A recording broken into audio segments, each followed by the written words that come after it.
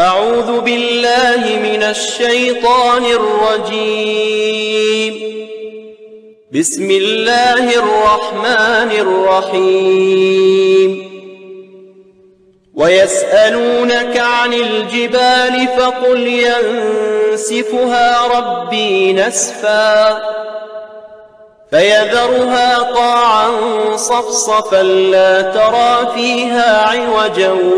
ولا أمتا يومئذ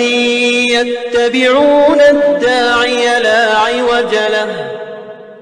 وخشعت الأصوات للرحمن فلا تسمع إلا همسا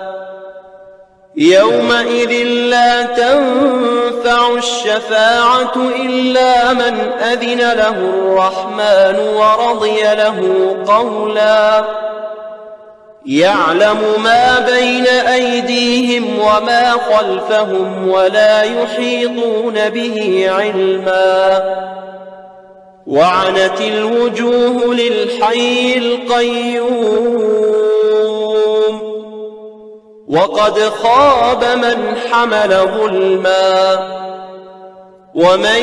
يعمل من الصالحات وهو مؤمن فلا يخاف ظلما ولا هضما وكذلك أنزلناه قرآنا عربيا